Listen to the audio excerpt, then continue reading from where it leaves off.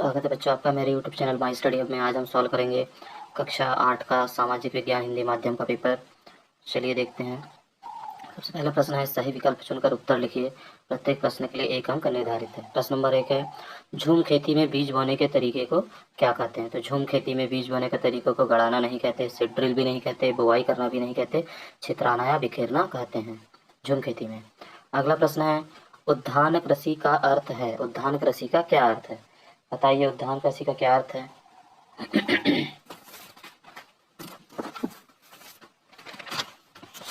उद्यान कृषि का अर्थ बताइए। उद्यान कृषि का अर्थ गेहूं नहीं है, आदिम कृषि नहीं है, सोयाबीन उगाना नहीं है। क्या उगाना है? फलों और सब्जियों को उगाना उद्यान कृषि कहलाता है। अगला प्रश्न है, चावल का प्रमुख उत्पादक देश कौन सा है? तो चावल का प्रमुख उत्पादक देश भारत है क्या? बताइए। चीन है कि अमेरिका है कि कोलंबिया है? भारत का प्रमुख उत्पादक चावल का प्रमुख उत्पादक देश अमेरिका तो नहीं है, कोलंबिया भी नहीं है। आप बताइए, भारत और चीन में कौन है? तो भारत और चीन में भारत भी नहीं है, चीन है चावल का प्रमुख उत्पादक देश। अगला प्रश्न है प्रश्न नंबर 4, हमारे देश की किन नदियों के उपजाऊ मैदान घने बसे हुए हैं? तो किन नदियों के उपजाऊ मैदान घने बसे हुए हैं? बी वाला आएगा, गंगा और ब्रह्मपुत्र। गंगा और ब्रह्मपुत्र। अगला प्रश्न है, लोग सदैव पर्वतों और पठारों की तुलना में मैदानी भागों में रहना पसंद करते हैं क्योंकि क्योंकि क्या आंसर आएगा? यह क्षेत्र अत्यधिक गर्म होते हैं, गलत। यह क्षेत्र प्राकृतिक सुंदरता से भरपूर होते हैं, इसीलिए कोई खेती करना पसंद करेगा, गलत। क्या आएगा? यह खेती और विनिर्माण के लिए उपयुक्त है, इसीलिए। यह आंसर आएगा इसका, ए वाला। अगला प्रश्न है, सन 1791 में बनारस में खालिस्तान कॉलेज की स्थापना की गई। सन 1791 में बनारस में खालिस्तान कॉलेज की स्थापना की गई। तो कौन से कॉलेज की स्थापना की गई? हिंदू विश्वविद्यालय कॉलेज की स्थापना की गई। हिंदू विश्वविद्यालय विश्वविद्यालय हिंदू हिंदू विश्वविद्यालय की स्थापना की गई। कौन से कॉलेज की? हिंदू विश्वविद्यालय। अगला है, राष्ट्रीय उद्यान एक। राष्ट्रीय उद्यान क्या है? वन्य जीव पर्यावरण संरक्षण क्षेत्र है। क्या है? वन्य जीव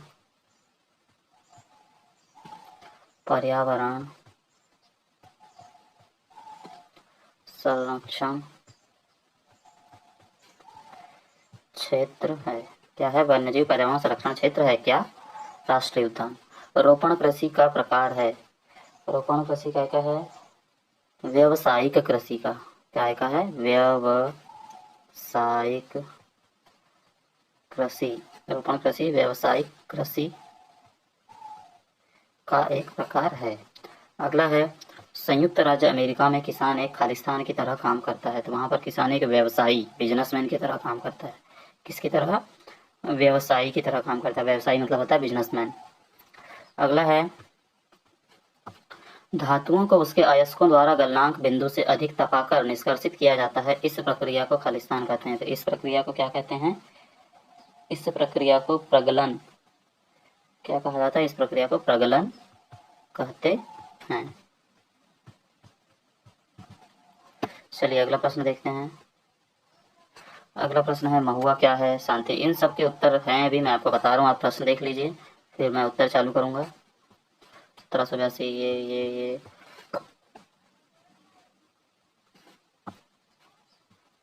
चलिए इनके आंसर पे चलता है। तो जैसे कि आपका प्रश्न था, क्या प्रश्न था आपका? प्रश्न नंबर 11, महुआ क्या है? महुआ क्या है? तो महुआ क्या है? एक भारतीय उष्णकटिबंधीय वृक्ष है जो उत्तर भारत के मैदानी इलाकों और जंगलों में बड़े पैमाने पर पाया जाता है। यह एक तेजी से बढ़ने वाला वृक्ष है जो लगभग 25 मीटर की ऊंचाई तक बढ़ सकता है। यह महुआ। इसके पत्ते आमतौर पर वर्ष भर हरे रहते हैं। यह है महुआ। अगला प्रश्न है, शांति निकेतन संस्था किसने व कब शुरू की थी? तो शांति निकेतन की स्थापना महर्षि देवेंद्र नाथ टैगोर ने की थी। उन्होंने साल 1863 में 7 एकड़, ये क्वेश्चन नंबर 12 का है, 7 एकड़ जमीन पर एक आश्रम की स्थापना की थी। बाद में उनके बेटे रविंद्रनाथ टैगोर ने इसका विस्तार किया, शांति निकेतन हो गया। क्वेश्चन नंबर 13 था। क्वेश्चन नंबर 13 का आंसर, संसाधन की परिभाषा लिखिए। पर्यावरण में मौजूद वे चीज़ें जो हमारी ज़रूरतों को पूरा करती है और जिनके निर्माण के लिए तकनीक उपलब्ध है उन्हें संसाधन कहते हैं। संसाधन भौतिक और जैविक दोनों तरह के हो सकते हैं। संसाधन से जुड़ी कुछ और बातें हो सकती हैं। Question number 14। प्रश्न नंबर 14 है, मानव निर्मित 5 संसाधनों के नाम लिखिए। तो मानव निर्मित पांच संसाधनों के नाम है वाहन, पुल, सड़क, मशीनें और उपकरण। ये लिख दीजिए आप। अगला प्रश्न नंबर 15 है, भारत में कानून बनाना, बजट पारित करना किसका कार्य है? तो भारत में कानून बनाने का काम संसद का होता है, जबकि बजट करने का काम वित्त मंत्रालय का होता है। अगला है प्रश्न नंबर 16।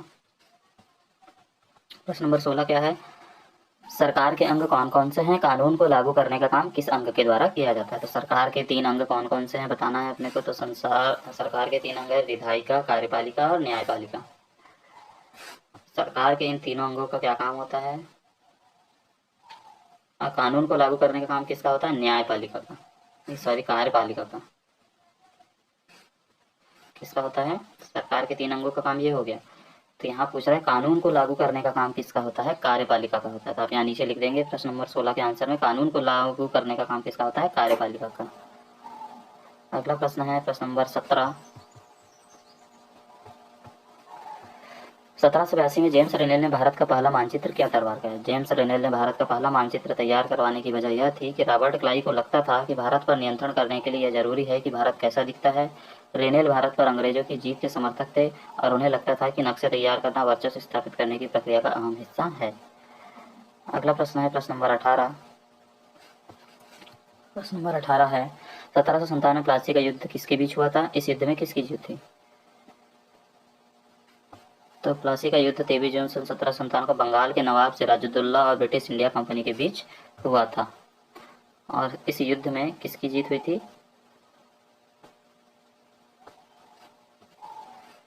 रॉबर्ट क्लाइव की जीत हुई थी। ब्रिटिश इंडिया की जीत हुई थी। अगला प्रश्न है प्रश्न नंबर 19। प्रश्न नंबर 19 है, ईस्ट इंडिया कंपनी ने भारत में अपनी आमदनी बढ़ाने के लिए क्या किया? ईस्ट इंडिया कंपनी ने भारत में अपनी आमदनी बढ़ाने के लिए कई तरीके अपनाए, जिसमें कुछ ये रहे, भू राजस्व दरों में बढ़ोतरी, नई भू राजस्व प्रणालियां, वस्त्रों का उत्पादन, भारतीयों को नियुक्त करना आदि काम किया। अब क्वेश्चन नंबर 20 है, किस प्रकार के उद्योग सनराइज उद्योग के नाम से जाना जाता है? तो उभरते हुए उद्योगों को सनराइज उद्योग कहा जाता है, जिसमें से कुछ उदाहरण ये रहे, सूचना प्रौद्योगिकी कल्याण उद्योग, आतिथ्य ज्ञान, हाइड्रोजन ईंधन उत्पादन, पेट्रो रसायन उद्योग, खाद्य प्रसंस्करण उद्योग, अंतरिक्ष पर्यटन, ऑनलाइन विश्वकोश। अगला प्रश्न है प्रश्न नंबर 21, धर्म को राज्य से अलग रखना क्यों जरूरी है?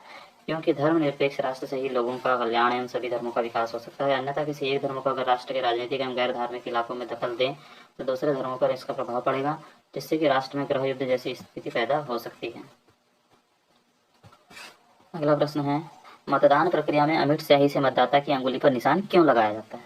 ये प्रश्न है। तो उत्तर है प्रश्न नंबर 22 का, चुनावी स्याही अमिट स्याही चुनावी दाग या फास्फोरस स्याही एक अर्ध स्याही डाई है, चुनावी के दौरान मतदानों की तर्जनी आमतौर पर लगाई जाती है जिससे चुनावी धोखाधड़ी को रोका जा सके। यह उन देशों के लिए एक प्रभावी तरीका है जहाँ नागरिकों के लिए पहचान दस्तावेज हमेशा मानकीकृत या संस्थागत नहीं होते हैं, और यह काय की बनी होती है? सिल्वर नाइट्रेट की। प्रश्न नंबर 23 है, 1857 के विद्रोह के फलस्वरूप अंग्रेजों ने नीतियों में क्या बदलाव किए? 1857 के विद्रोह के बाद अंग्रेजों ने अपनी नीतियों में कई बदलाव किए।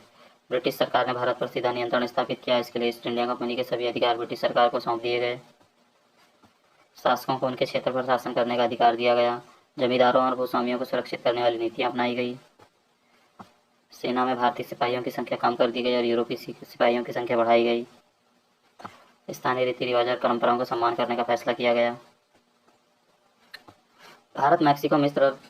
अगला प्रश्न है प्रश्न नंबर 24। प्रश्न नंबर 24 है, विश्व में कौन कौन से प्रदेश जल की कमी की समस्या का सामना कर रहे हैं? तो भारत, मैक्सिको, मिस्र और तुर्की, वे लोग हर साल पानी की गंभीर समस्या से गुजरते हैं। इन देशों बहरीन, साइप्रस, कुवैत, लेबनान और ओमान पर सबसे अधिक प्रभाव पड़ता है। ये क्षेत्र पानी की कमी की चपेट में आ सकते हैं और सूखा का सामना करना पड़ सकता है। प्रश्न नंबर 25 है, हमें कितने मौलिक अधिकार प्राप्त हैं? किसी एक का वर्णन कीजिए। भारत संविधान में 6 मौलिक अधिकार हैं: समानता का अधिकार, स्वतंत्रता का अधिकार, शोषण के विरुद्ध अधिकार, धार्मिक स्वतंत्रता का अधिकार, सांस्कृतिक और शैक्षिक अधिकार, संवैधानिक उपचार का अधिकार। इनमें से एक मौलिक अधिकार, बस उतना ही लिखिए आप, ज़्यादा किसी एक का वर्णन कर दीजिए, ये वाला एक का वर्णन कर देना आप। अगला प्रश्न है, फौजदारी एवं दीवानी कानून में उदाहरण सहित अंतर स्पष्ट कीजिए। फौजदारी कानून का उद्देश्य समाज की सुरक्षा करना और बाजारों को बेचना है, जबकि दीवानी कानून का उद्देश्य समाज की सुरक्षा करना और संपत्ति के कारोबार का समाधान करना है। फौजदारी कानून का उद्देश्य यह कानून उन अपराधों से संबंधित है जो समाज के होते हैं, जैसे हत्या, चोरी, धोखाधड़ी आदि। बच्चों, अगर आपको वीडियो पसंद आया हो तो चैनल को सब्सक्राइब और वीडियो को लाइक कर दें, जिससे कि और अगले जो आपके वार्षिक परीक्षा के प्रश्न पत्र आने वाले हैं उनमें आपको सारे प्रश्न पत्र उपलब्ध करा पाएँ। चलिए मिलते हैं फिर।